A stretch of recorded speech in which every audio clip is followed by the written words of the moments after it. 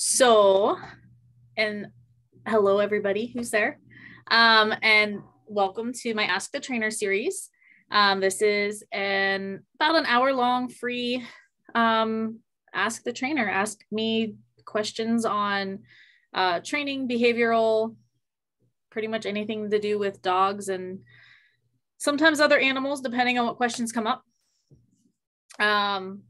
So I just I'm going to open the floor for whoever has the question.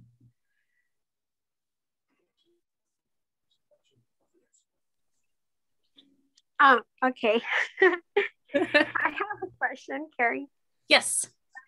Okay. Let's see. What can I do so that I wonder if I'm doing something wrong or if I'm creating a bigger problem. So I have a soon to be 15-year-old dog. So he has arthritis. So he's not in the best health. And then I have a new rescue dog that we adopted. And the rescue dog, he's sometimes funny about, sometimes he'll take, like, I can't have Bones anymore because I'm afraid, because one time they had a fight because the younger one's like is probably a year old, and okay, I guess there seems to be something that happens when they're eating. So I've always fed my dogs right next to each other. And I don't think it's so much with the food as it is with like something like a treat or like a bone. But I'm scared that they'll fight for the food too, because they're always giving each other those looks. And sometimes my older dog doesn't respect the boundaries or the signals the younger one gives him, because the younger one eats, he kind of snacks. He doesn't just eat all his food at once. And my older dog has always has eaten his food right away. So then when he's done with his food, he goes over to the younger one's bowl. And I don't think that's when the problem starts, but I'm always afraid they already had a fight one time, that something will happen. And so I wonder if I'm making it worse by kind of standing between. I stand in the way of my old dog when he tries to go over and eat the food of the younger dog. And then one day when my son and I were on the floor with the older dog petting him, the younger one was coming out of the kitchen because that's where I feed them. And he started growling at the younger one. And I don't know what that was about. So I'm wondering if I'm making it worse. Like if they can sense that I get nervous or they might have a fight. I don't know. They probably do sense that you're nervous about the situation. And so that makes them a little bit more on the tense side. But if one's a grazer and one eats the food all the time, if they're not fighting right at the dishes, the best thing to do is whenever the one who eats it all first, he's done, pick up both bowls so that he knows he can't go to the other bowl. Okay. And or you could feed them and try separating them into a little bit further apart areas, and it would still be guarding, I guess, the one bowl, because the dogs are not listening to each other's boundaries. So I would still be there for that, just because I know with the older dog being 15, he probably would not do very good if they got into a fight. No, he wouldn't. He would not. Yeah. He can't move very much. Yeah. So if he's not respecting the boundaries, the best thing to do would be to pick the food up when the older dog's done eating, and then give the younger dog the food back, in a couple minutes, or when you take one of them outside. Okay. And that way there's some more separation. Okay. But they will learn and because, eventually if you do, get another dog down the line, that way the younger one learns that it can still eat with another dog there. Okay, yeah, that's what I'm scared of too, because eventually we probably would have another dog, and I don't want the younger one to always think that he has to be keeping an eye on his food so it doesn't get taken. Yeah. Okay, so Yeah. I could do that. Yep. And that would just be just stepping in, continue doing what you're doing, kind of monitoring them while they're eating. And then whenever whoever's done first, then pick up the bowls for a little bit. And then take one of them whenever they go outside or, is laying down where somebody's with them so he doesn't get back up and come over to the bowls. Okay. Yeah, I think that I can do that. Yeah. And then just slowly, and it would be just the same corrections if he starts to go over or starts to growl. Just correct him. Just tell him no. Okay. With the older dog, I mean, he'll learn. A dog's never too old to learn, but it's going to take him a lot longer. Yeah, he does, because he keeps going back. But like I could put my leg there, and he just keeps going back, and I'll tell him no. And I can't always take him outside because it's really hard for him to move. Mm-hmm. So, but maybe if I just distract him. One time I tried to put Pancake, which is the new pup, in the kennel, but that did not make it easier, because then Pancake was eating his food inside the kennel, mm-hmm. and Azul ate his food really fast, and he went over. He was just staring at a Pancake in the kennel, and I think that made it actually worse. Yeah. Yeah, it's a little bit of food aggression, and a lot of it sounds like they're just not respecting each other's language. They're not respecting each other, telling them no, or they're scared. So yeah, I would take both food bowls up. You can feed Pancake in the crate as long as you distract Azul. Oh, okay. Just distract him so he's not right there. Okay. I mean, that you could even leave the food in there and just close the door of the crate if he's not eating it all, and then just randomly open it up throughout the day. Okay. Especially if it's a time when you can get Azul out, the older dog, or you can keep him distracted for a while. Okay. So I don't have to necessarily take him outside of the house. I could just kind of distract him while he's in the house. Yep. Okay. Yeah. Just because I know the two dogs, I don't think Azul's gonna rush over to him. No. So it'll be pretty easy to keep him distracted enough where he's not going to rush at him or. Okay. Yeah.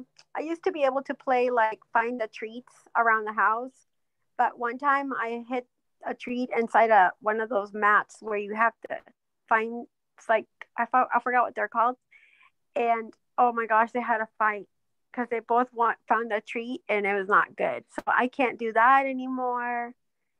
Gosh, it's really really hard with food. So I can't do anything that's related to food. Yeah. If you put the younger dog outside, could he be outside on a lead? Yeah. Because you can always feed him, outside or give him treats outside while he's there.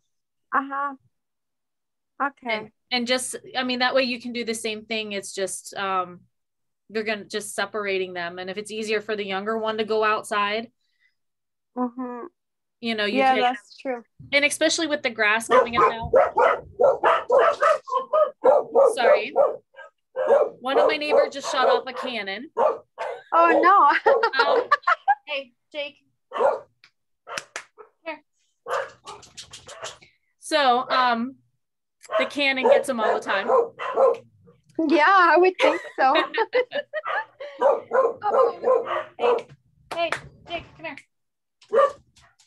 Look. Oh, you'll stop barking for a cookie, huh? Okay. With the grass growing up and everything now, you can even take kibble and like throw some in the grass and let him find it that way. Okay. Outside, which would satisfy the grazing need, but also, you know, is enrichment. So it's a really good brain activity for him. Okay. That's a good idea. Okay. And then that way, I mean, if both of them aren't going to be out right at the same time, that way you have some separation too, and he's busy while you're inside with the older one. Okay. Okay. All right. Thank you. Yeah, I think I just have to be patient and kind of make room for each. I hope Pancake it doesn't stay like this when we have a new dog that's younger. Maybe it's because there's an age difference. There could that very well could be just because Pancake is so young and Azul is, you know, so much older. Yeah. And he probably does get frustrated because he can't play with the older dog. Yes, that's what I was gonna tell you. They don't play at all. Azul can't play at all. He just lays down. Yeah, and that's probably part of the frustration on the younger dog's part, is that he has all this energy to get out, and there's nothing. There's no outlet. Like, yeah, the outlet's it's there, but the outlet doesn't want to play back. Yeah, that's what I thought one day too. At the end, because even Azul, one time I went to brush his fur, and he just went after Pancake. I think he thought it was Pancake that did something to him. It was weird. Like he just went after. There's like 2 times where he just lost his patience, and he was the one that went after him. Yeah. And I told my husband, I said, I think he's in pain, and he just can't deal with it sometimes. No, he probably. It's an old man. He has a very short, I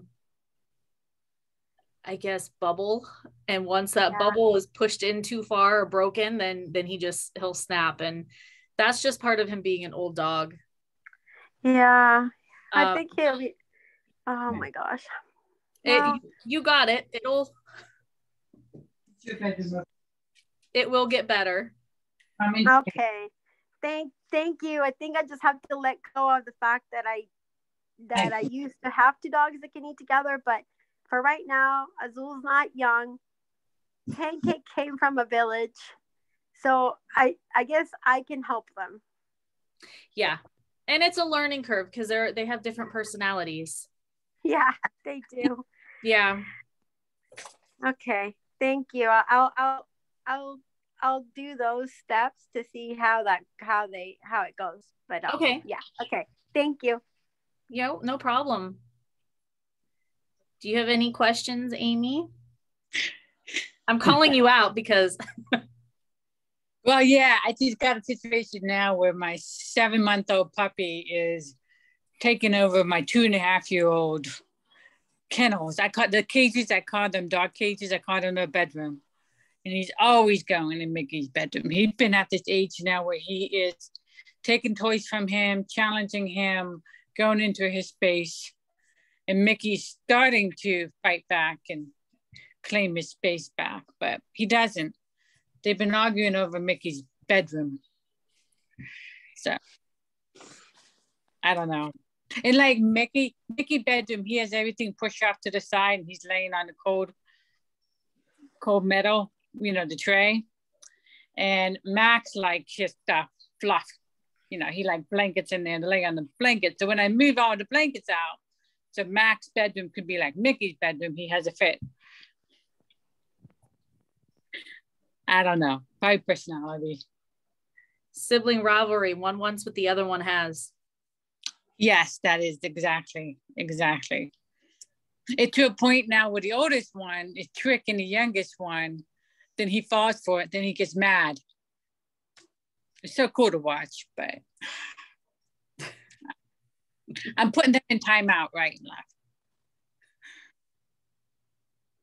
And it's the youngest one. He doesn't care.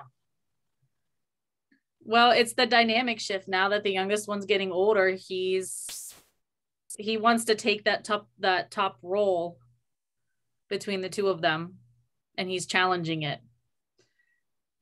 Yeah. Anything I can. I can't really dictate who's gonna be the top dog, right? Are they gonna raise that themselves? Nope, they have to get through that themselves, and it'll change throughout time. It'll change as they get older. It'll change depending on circumstance. Mhm. Yeah. Yeah. It'll change.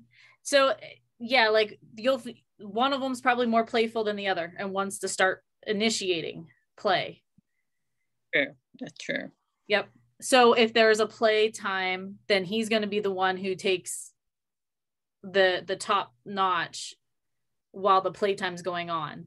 But then one of them is going to be more laid back. Okay, it's bedtime now. It's time to relax. It's time to stop being so, active. And when that's going on, then their roles will switch. Yeah.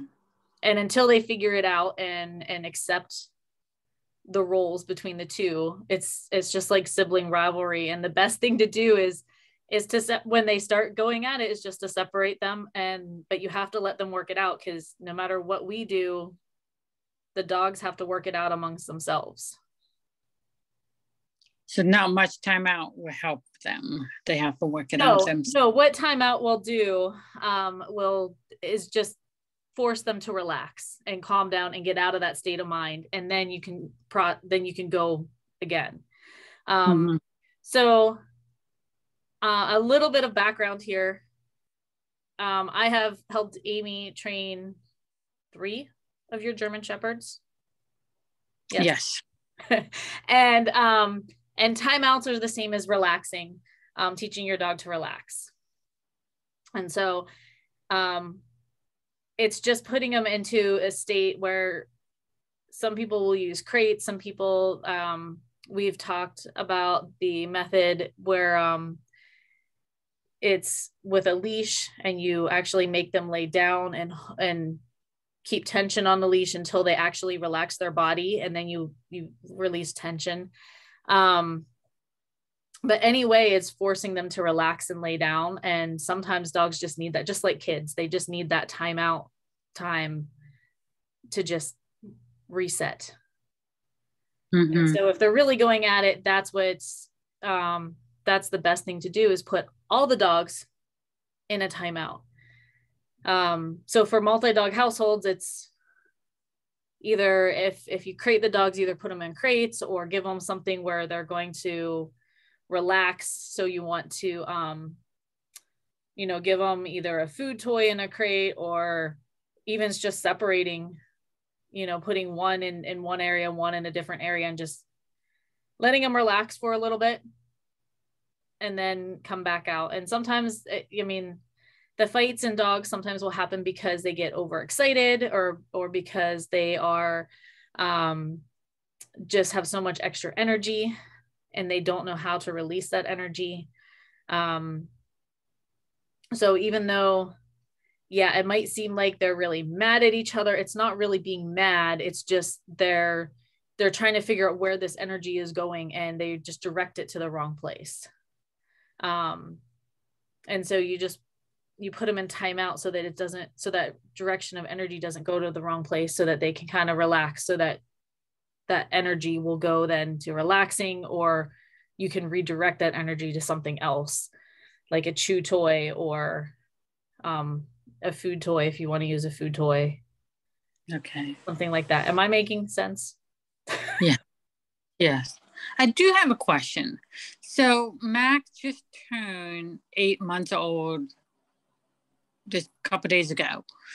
When should I take the puppy playpen down? He still goes in there to chew, but he doesn't hang out in there. I've been keeping it up, using it as a physical representation for timeout, since it was my timeout when he was younger. If he's not hanging out in it on his own, then I would just take it down. You would take it down at this point? I would take it down. Yep. Because you are creating your dogs. And so you do have that option that if you physically have to be separated, they can go and you can give them something to do in their crates. So now, at 8 months, I would take it down. Okay.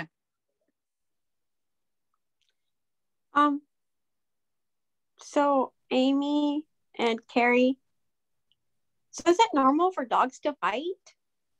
Yes. Just like kids, they will fight. And They do. Yeah, and it's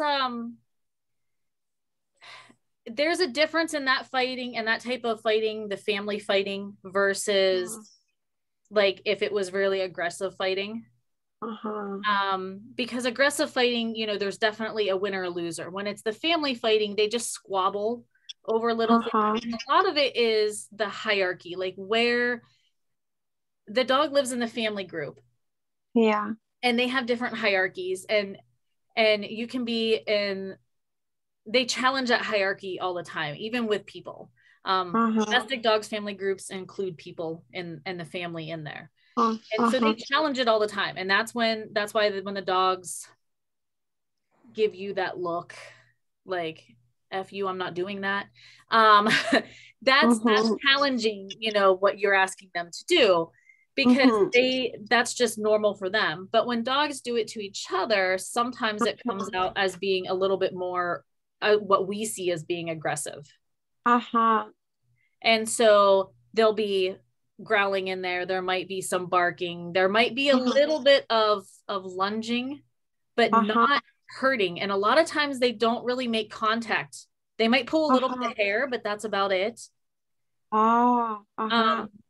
Because their fighting isn't meant to be fighting. It's more of just a challenge and a little squibble something. Okay. So, and there's a point where, just like kids, you have to let them do so much on their own before you step in. But at the same time, you don't want them doing it all the time. You want them to learn to live together. Because, well, like, no, is it getting her pancake? It's okay. Okay, because my other dogs, I mean, when Jaeger was alive, Jaeger and Azul never fought. They never had any of these things. How come? And so then one time, when the first time that Pancake went after Azul, I was so scared. And but then when everything was over, I think Pancake might have bit Azul, because Azul has a growth inside. So Azul has those gums that hang out, you know, like his jowls hang out, you know, like you can, he's sort of like part hound, so they kind of hang out. And so it's really easy to grab a little piece of his gum. And he has like a growth in there too. And I think that's probably what Pancake might have picked up the first time that he went after Azul. And then another time, I thought for sure, Pancake was guarding his kennel because I hid one of his bones, and I think he thought the bone was still there, and Azul went close to the kennel and Pancake just grabbed him. But you know what's weird is like the noise was way scarier, and when I separated them, nobody was hurt. And I was like, what? No, I was like, but I've never seen it. I've never seen dogs fight. That's my very, very first time. And I thought, oh God, he's gonna kill Azul. And then the other time I thought Azul's gonna hurt Pancake. And one time there was blood on Azul on the top, like a drop on the back. But I searched his fur, and there was nothing there. So my guess is probably Pancake bit himself, and a little bit of drop of blood landed on Azul's fur, because Azul wasn't hurt. Like there was nothing there. And I was like, oh my gosh. So when they had these squabbles, it looked so bad. Like one of these dogs was about to die. That's what it looked like to me, because I've never seen anything, because the other two never fought. Jaeger was the calm one, and Azul has always been, so Azul could almost have the same sort of energy as Pancake if Azul was younger. He's always been like my anxious dog, the one that wants to leave the house all the time to roam somewhere else. And the only time I ever saw Jaeger, but he never did anything, it was like when he would snap Azul because Azul would start barking at somebody or a dog, and then Jaeger would he wouldn't nip him, but he would get close to Azul's neck, like if he would just kind of like snap him out of it, and then Azul would just snap out of whatever he was doing and then would just go out on his own. But Yeah, so I guess you just let them fight, or do you? The other time I just grabbed Azul's collar so that he wouldn't go after Pancake. And then last time my husband, like, he kind of like tried to get Pancake to snap out of it, and he kind of patted him on the side to kind of have him let go of Azul. But yeah, once they were separated, there was like nothing. I was like, this was so weird. Like, it was more horrible to see it and to hear it. I was like, oh my God. Oh my God. Yeah. So I was scared. Yeah. So some dogs are just really passive, and some dogs, even though they're really passive, they're passive and dominant at the same time. And so just a look can be enough. And then other dogs just aren't that way, and they'll lash out on, you know, and like you said, it honestly, it does sound a whole lot worse than what is going on. Yeah. The key is whenever you see the body language start to change. So often right before they do this, everybody will tense up. Right. So right when they start to tense up is when you redirect. Okay. So, and it just kind of prohibits these little squibbles or keeps them a little bit subdued.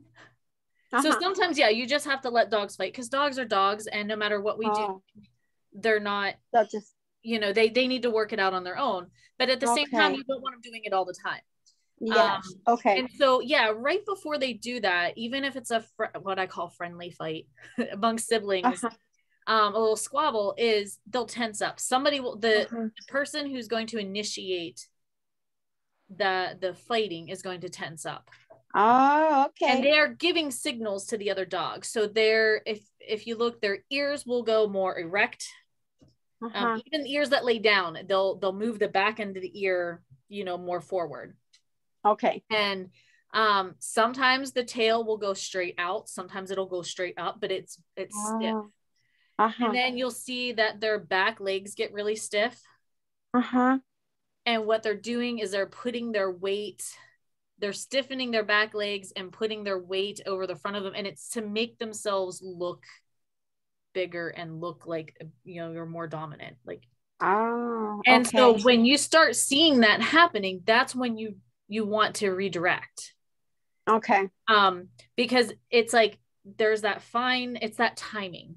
There's that fine line where when they start doing it, that's when you want to redirect, because if they get fully in that stance, it gets hard to break it out of it. Okay. Oh yeah. And so just when they start, and you'll start, now that you know this, you'll start looking at it and you'll start noticing. Okay. Right. And Pancake's ears stick up more, right? Yes. So his will go from like being out like this to being straight up. Oh, okay. Like they'll actually, he'll pull them forward and they'll be up more upright. Okay. And then Azul, since he's older, he might not show it just quite as much, because older dogs, just like older people, you lose some of that dexterity in your muscles. Yeah. But he'll still get that stare. There'll still be the stiffness of the muscles that he can, like you'll notice like the whole body will start to get stiff right beforehand. His ears will go forward a little bit. Even if he's laying down. And that's he was, and that's before the growling. Yeah, and that's like before the growling or the showing of teeth. Oh, so they start, and then they'll show their teeth. Right. And that's the sign when you really need to, when they really are saying, I mean it, you know, this is what I want, or you need to back down, one of the two, whatever the situation is. If they growl, you don't ever want to ignore a growl. Should I tell them no? No, I wouldn't tell them no. You just redirect them. Okay. Because you want them to be able, you want them to be able to express themselves. Oh, okay. Because if the situation comes, like, let's say it is with a dog that they don't get along, or somebody is bothering, you want them to be able to growl. You want them to be able to give those signals. So you don't want to punish them for giving the signals. Okay. But what you want to do is just redirect them to something else. Okay. So you redirect them to come over to you. You redirect them to a toy. You redirect them somehow. Okay. Yep. And Okay. if that redirection means separating them for a minute, Okay.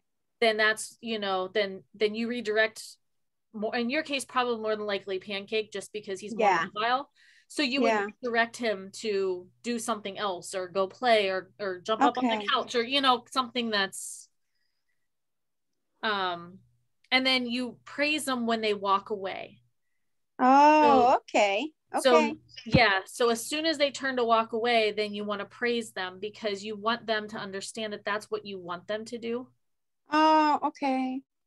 And it'll become automatic, especially with Pancake, because he's I don't say he's not a problem child, but he's causing you more problems than your other ones did. So you are doing more with him. So you will start noticing that if you get the timing down of the praise, you start doing the praise without even thinking about it. Okay. When I just called the dogs back, I gave them a praise with my hands. So they came back, and then I gave them a cookie because I wanted them to come back. I was actually giving them hand signals to come back.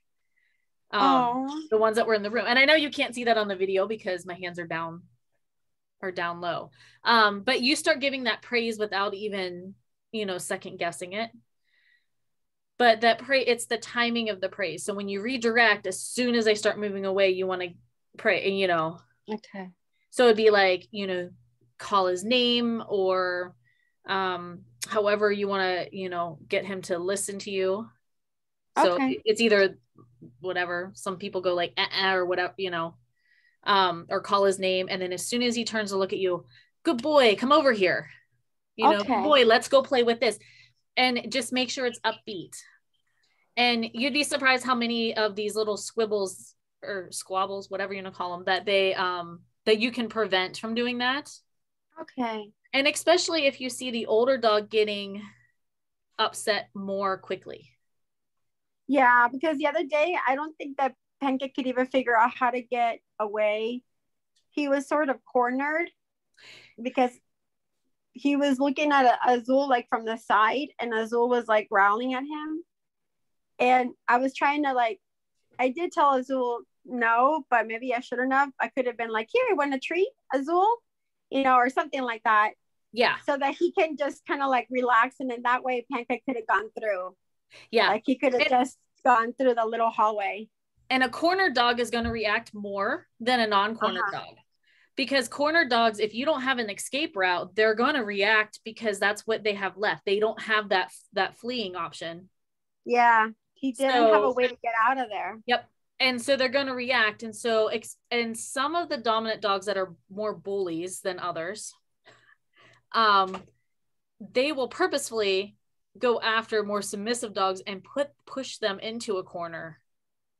So you just want to watch for that. So if that happens, sometimes it just happens accidentally, just because that's just where they are, whenever this little fight happens. But if you watch, if he's pushing him into the corner, then yes, you definitely want to just redirect, get his attention. Okay. So that the other one can, move, can go through. Yep. And okay. Yep. It's I know it's a harder learning style to learn now, because you've had two dogs that were really good with each other first. Yes. So you didn't have to go through this first. And whenever you have the dogs that are really good first, it makes everything else after that harder, because you didn't have to do all this with the first dogs. No, so, I didn't have to do that. They knew that they could be crazy outside, and inside they would lay down. Yeah. And a lot of that's individuality, but yeah, when you get to other dog that's a lot more work, it just makes it twice as hard, because you have already in your head, you're like, oh well, this is how this was working before. Yeah. And so now you're having to relearn it. Yes. And it just makes it harder. Yeah, it does make it harder, but now I understand that I can have a dream, or I can work with reality. So with what you told me about the bulls, that's reality. So I I cannot think about it should work how I used to have it before for 12 years, but it's not the same dogs. It's two different dogs, two different ages. And if I can just set in my mind that that's the reality that I have right now and make the best of it, then I'll probably be able to work with that more, with that state of mind, than, oh, I really wish it was like this. Yeah. Like it, because that's not really how it is. And it may never be like that, because I can't stop Azul from not taking Pancake's food, really, because Azul's so old, I can barely move him. So yeah. And you know, and if he's a really dog that's stubborn. If he's a dog that's always going to eat something that you put in front of him, that's how he is. Yeah, so it's going to be really hard when you have a grazer, because he's not going to want to change, but the you know, you don't necessarily want to change the other dog's eating style either. No.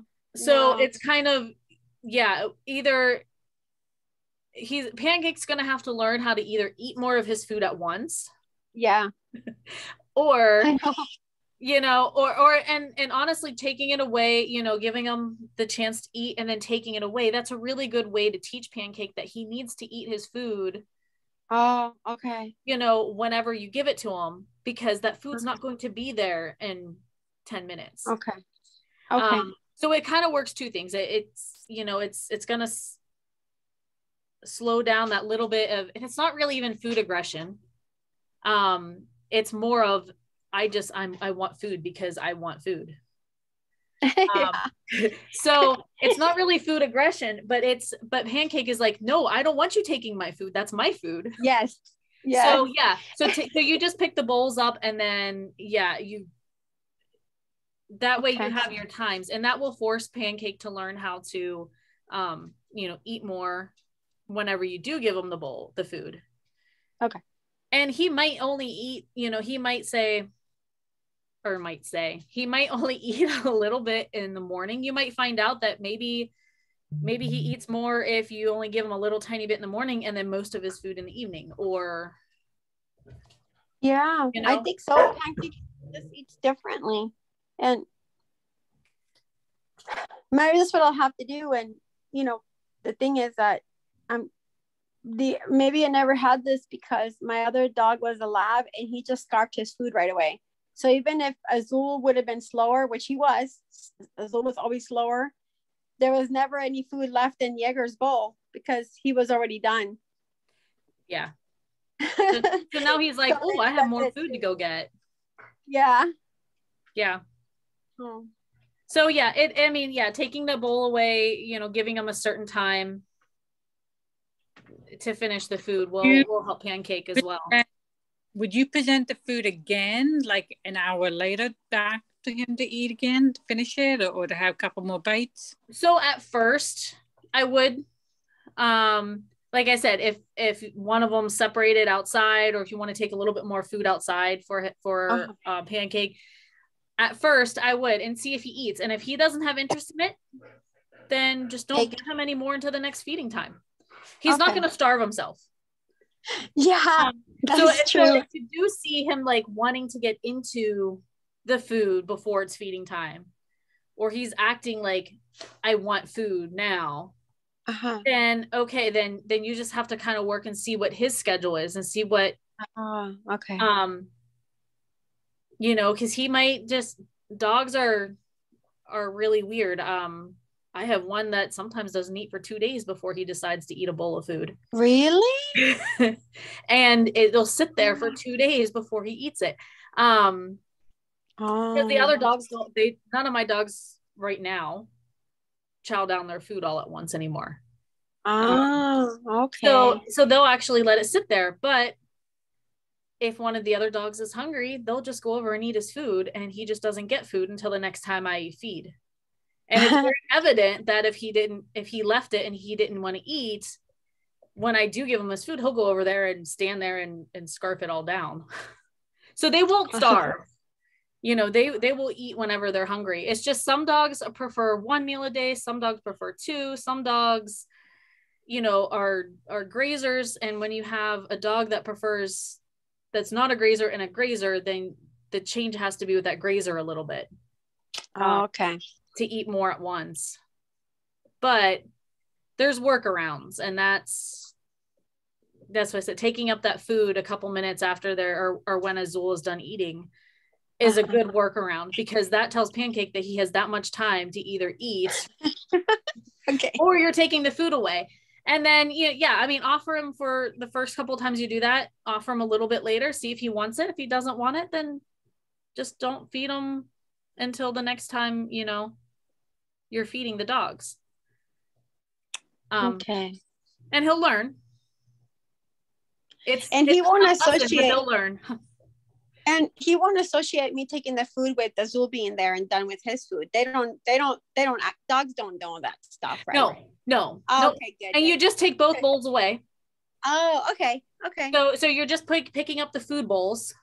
Okay. And then that way there's no food bowls for either dog. For either dog. Okay. Yep. And, and if by chance they're both empty and you forget, then they're empty, but there's no harm in it because they're empty. Okay. But yeah, you just pick up both food bowls, and that way they don't have either food bowl to go and look for food in. Okay.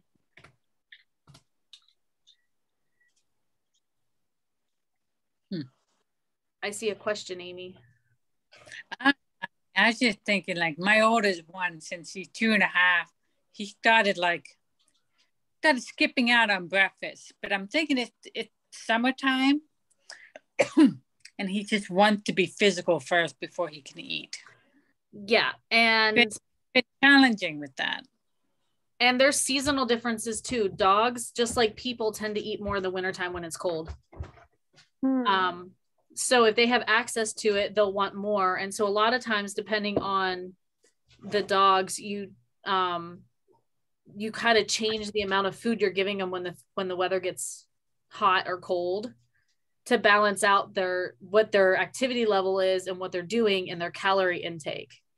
And so sometimes dogs that will scarf food down in the summertime when it's hot, in the wintertime will graze, because they don't need the calories if they're not going out doing things, if they're more in the house. So they just kind of, they don't need all that food, so they kind of graze.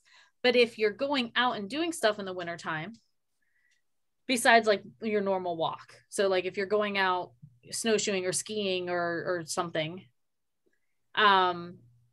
and the dog's more active, they actually need more food and more water in the wintertime. Mm-hmm. And it's just because there's more calories to stay warm as well if they're outside a lot.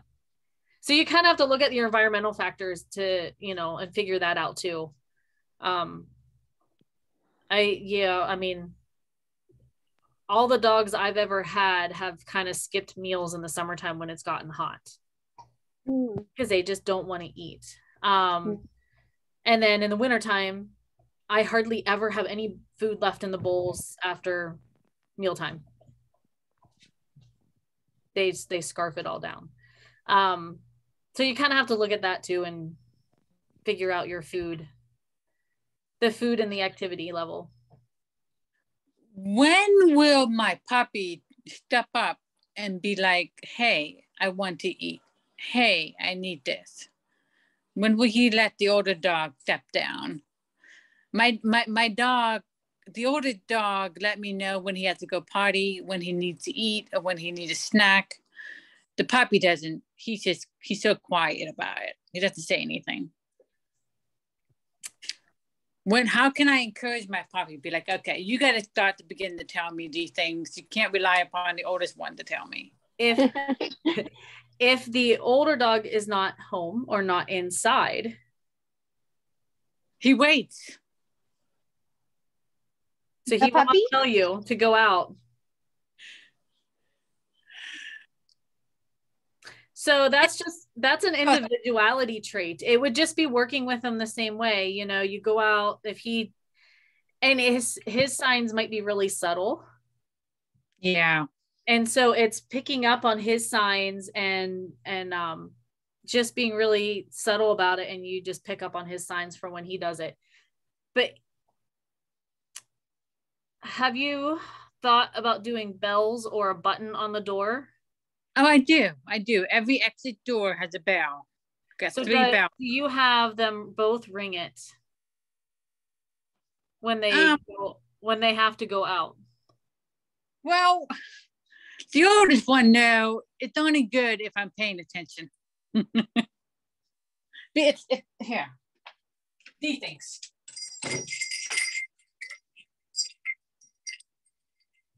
Okay. So the oldest one would hit it to let me know. The youngest one said he would tap it and be like, "Oh, that's interesting." But he doesn't, yeah. You know what he does do? Well, he does this in the kennel. When he wants to leave the kennel, he pick up his leash, has it in his mouth, and comes to the door. So I guess if he really wants to go outside in the house, he gets his leash and brings it to you. Yeah, I guess he is communicating that. Yeah. And to go outside and he might be just one of those dogs where feels like he doesn't need to tell you he goes out because the other one goes out often enough. Yeah. That he doesn't have to tell you.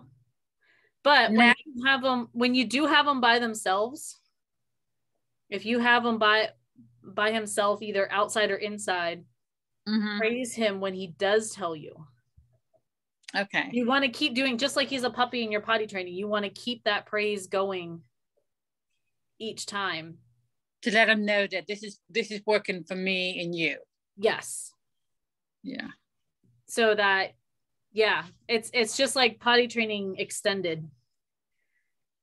Yeah.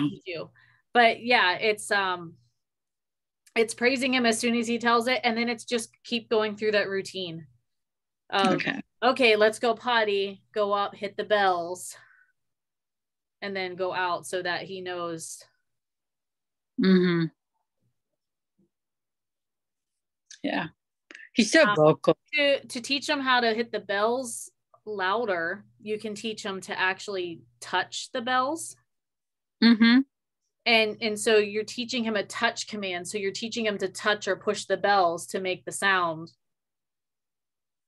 So I would be demonstrating it. You demonstrate it and then you teach him the touch. Yeah, because I haven't worked with the very youngest one in person yet. No. Does he know how to touch? He's very physical. He realized quickly that he needs to step up and be like, okay, no voice does not work for her. I have to do something physical to get her attention. I have to be right by my side. He's like a completely different dog that I've ever had in my life. He have taken up the role as being the caretaker, But he still doesn't let you know when to go out. Right. Or when he's really hungry and he needs a snack, or I forget to feed him the dinner, which I do that all the time. And I do it half the time intentionally because I wanted them to communicate with me. I mean, if he's not communicating that he's hungry, he's just accepting the fact that there's no food that night. And that's fine. Like I said, dogs aren't going to starve themselves. Yeah. So I wouldn't worry about the food. Okay. Because he will, if you do forget a dinner and you forget a breakfast, and then by the next time dinner comes around, he will let you know when he gets hungry enough. They do. They'll take me to the source and point to it and sit and look. Yeah. So they will let you know. The going outside and going potty, I would still work with the bells, but I would teach them to touch.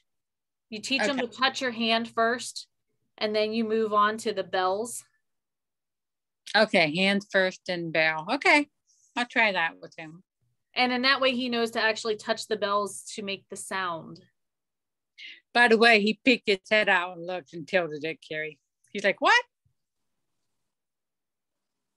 They're virtuals. Oh.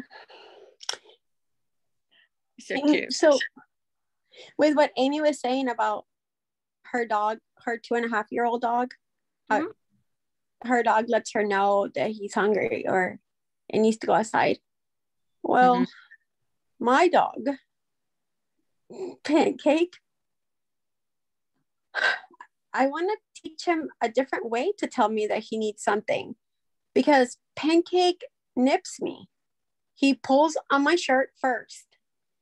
And when I'm starting to react as to, oh, there, he might need, and if I'm not fast enough to whatever it is he might need, then he backs away from me. No, well, obviously he gets a reaction right away when he's pulling my shirt, because, you know, I'm not, I mean, I do get scared. I have to admit, because I've never had a dog like this. So I go into like a panic mode, like, what's going on? I was just sitting here. So example one, I was working on Monday.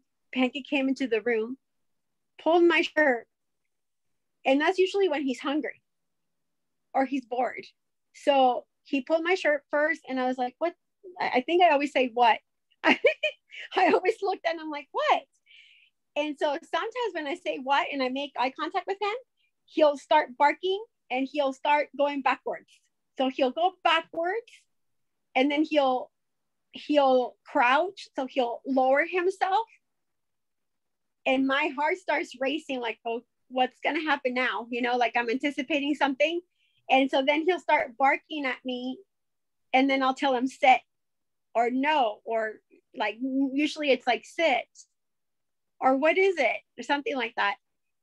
And before you know it, he just nips me. But sometimes he nips me hard, you know, where he just grabs me. And usually he grabs my leg or my hand.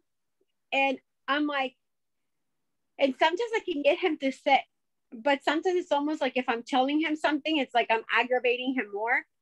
And he gets, and then sometimes he freaks me out, because sometimes he gives me this like look when he show, and like it's weird, like I don't know, like sometimes I'm like, are you scared? Did I just scare you? Like I wonder, did I just create some sort of fear in him? Like, does he think I'm gonna hurt him? So then I'll get up. So I get up right away. And then I realize, oh, he's probably hungry because he doesn't eat, right? So if I'm here, then I'll go feed him. But the other day I was in the kitchen and I was doing the dishes and he barked. But that one time I didn't look at him at all. I'm like, I was just counting. I was like, it's going to be okay, because even when he's nipped me, he's never hurt me. He's never like just grabbed me to like drag me somewhere. And so I didn't look at him at all. I just was breathing. I was like doing like this deep breathing there, just continued to wash my dishes. And he left. I was like, where'd he go? Like he just was like, okay, well, I don't know what. He just left me. I'm like, okay, well, that was weird. But he's nipped Eric too, when Eric's been playing with him. And I'm like, and then Eric will say, what did I do? Like if Pancake is going to talk to us, like Eric was my 10-year-old, he'll say, what did I do? I was playing with you. And then Pancake will bark. And then Eric will stop playing with him because he was not playing nicely.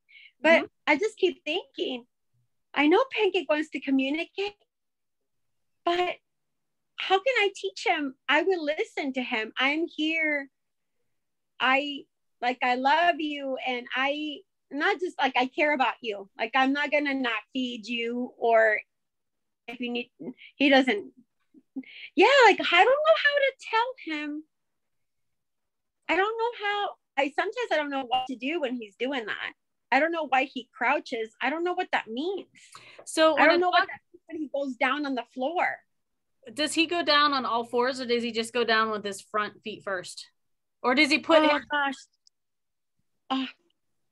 It seems like the back go first. The back are totally down, and the front is extended. So his front is extended, but he's very he's not open. So his body's not open. It's like his two front legs are side by side. His back legs are kind of more towards the ground. And then he'll bark. So I've been trying to get a video, but it's just hard. It's just really hard to get it. Yeah. So, so yeah. And then if I keep saying something, I feel like I make it worse. Like sometimes I have grabbed his neck, like his collar, and that's when he's mouthing me, right? When he's coming at me, and I've grabbed his collar and I hold it, because otherwise if I let it go, he'll mouth me again in my hand. So then sometimes he just lets down. And then when he's calmed, I never like do any, when I'm saying that I grab his collar, it's just so that I can keep him from his mouth being in my arm. Yeah. So I'm holding his collar so that he doesn't turn around and like get my hand. And he goes down on his own. So he will, if I just leave my, and then I try to calm myself down. Like I try to calm myself down, like he's going to be okay. Like he's going to come back to his senses. And so then I calm myself down, and because I want him to know that I'm not there to hurt him. I'm not going to hurt him. I'm not going to do anything mean to him. I just want him to kind of like let it go, whatever it is that you might be experiencing right now. Like let it go, because at this point he's already reached the point that he won't say no. I can't say no anymore. And so then he'll lay down, and then when I see that he's laid down, he gets up and then he just goes about his business. Like he just goes up and does something else. So I don't know. I mean, a lot of it could be just because he has all this extra energy. And it's an outlet, and what you're doing is you're forcing him to relax a minute. Uh-huh. But there are ways to teach him how to tell you things. Okay. And I mean, you can use devices like the buttons are really good. So they have different sounds to them. Uh-huh. So you can teach him, like when you feed him, when you give him food, he has to touch a certain button and it'll say food or whatever sound you want it to have. And so that way, instead of him grabbing onto your shirt, or if he wants to get your attention, he can get your attention, and then he can hit the button. And so if you hear the button going off as you're working, and you hear him pushing the button, food, probably a good intention that he's hungry. Yes. And the same thing for like going outside. Maybe going outside, would be a different one, just like the bells, just a different sound. And give him ways of communicating with you that's not grabbing your shirt to get your attention. Yeah. Because what it sounds like he's doing is he's trying to get your attention, and then he gets excited because he got your attention. Oh. And then, from there, sometimes he probably doesn't really know what to do or how to communicate to you what he needs. And so you're just guessing. Yeah, I am just guessing. Like, what is it? Yeah. So, I know. It's hard to tell what it looks like, but you don't think when he gets to the floor that he's gonna just attack me or something? Like he just lost his mind or something? No. A lot of times they just get down because they have extra energy, or they're so excited. When they put their front legs down first and their back legs, they don't have to be all the way up, but they could be part way down. But the pressure's on their arm, like right here. That's called a play bow, and that means they want to play, and they're excited. But sometimes they'll do like, it's like a swivel down. It's like what you were describing, where like the butt's down, it's onto the side, and the front feet are somewhere, and it's an excitement. It's like you're looking at me type of thing. Not necessarily a play. It's just getting excited that they got your attention. Oh, okay. And I got it. So, yeah, and he also has to learn to do the no nipping, which, I mean, depending on what he's mixed with, might be a reason. If he has Heeler or Border Collie or Aussie in him, which are herding dogs, they are more prone to nipping just because they're herding dogs. That's what they use. Now, Aussies don't use it as much and Border Collies don't use it as much as heelers. But that's kind of, that's a trait that they have for herding. Okay. So in his mind, and he might have heeler in him, who knows? I've been seeing that a lot more with some of the village dogs lately, is a lot of them have are heeler mixes. But and if he has it in him, that might be his way of just trying to enforce you, to get your attention, to get you to move, to get you to do something. But he just doesn't know that he's hurting you. He's doing it more than he should, or harder than he should. Yes. Yeah. And there are a couple methods to teach them to stop if just saying ouch doesn't work, so whenever you want to turn your shoulder to a dog when they're doing something you really don't want them to do, a way to tell them no is just roll your eyes, look up, and go like that. And you're exaggerating it, but you're turning your back and your shoulder to them, and to them that means to stop what they're doing and settle down. And it's really hard with dogs that want to like pull on your shirt, because and you have to ignore them, which is really hard. So whenever you were telling me about doing the dishes, that's exactly what you should have done. Is you just ignore them. And you keep doing what you're doing. So then he's like, oh, well, that didn't work. Okay, I guess we'll just go lay over here because that didn't work. But and everybody in the household has to do the same or similar, and so exaggerating, you roll your eyes up, just like, and it's the eye movement has a lot to do with it. Looking up does a lot, because you're not looking at them, you're purposely looking away from them, and then turning your shoulder and just exaggerating the movement. And so you're over exaggerating all the movements, and as they learn, then you don't have to do it as exaggerated. And sometimes, if they learn that, sometimes now when I'm working and they bug me, you just turn your chair, and they're like, oh, okay. So yeah, you don't, so after time goes on, you don't have to exaggerate it as much. But yeah, it would be redirecting him to another way of alerting you. So buttons are a really good way of doing it. If he's not a barker, just because that's something tangible that he can touch to get your attention. And especially if his cues aren't, it sounds like they're subtle. So he might be giving you cues, and it's just might be so subtle that you guys just aren't picking him up, because they're not. So he very well could be giving you cues to let you know he's hungry. And I just don't. But you're missing him because So little by little, I think I'll be able to know him and realize, because I already know when my other dog needs to go to the bathroom. And it was a learning curve. I already know him. And it was a learning curve when you got him too. You just probably don't, because it was so long ago, you probably, like, some of that stuff just, it happened so long ago and it's so natural now, it's kind of hard to think about how to do it again. Or he was more out front, when he was younger, and so you learn their language is what it is. You're learning how they're telling you what they need.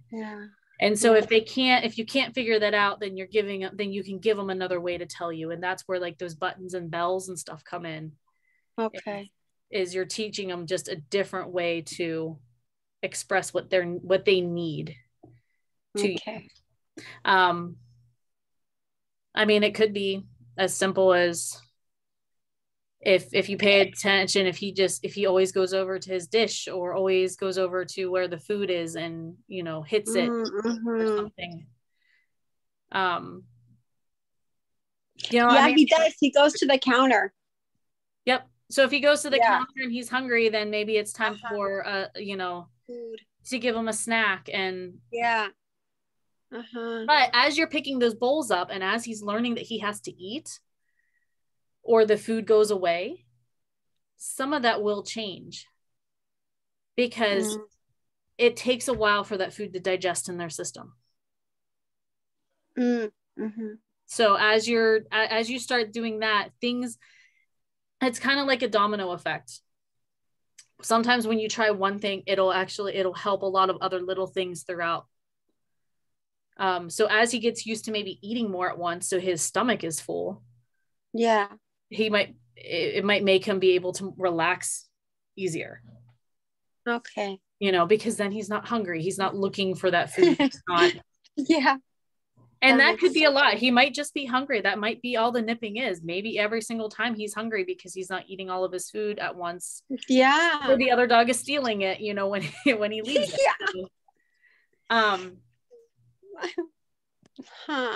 So, there's a lot of possibilities that could be going on, and it's just figuring out what he's trying to tell you.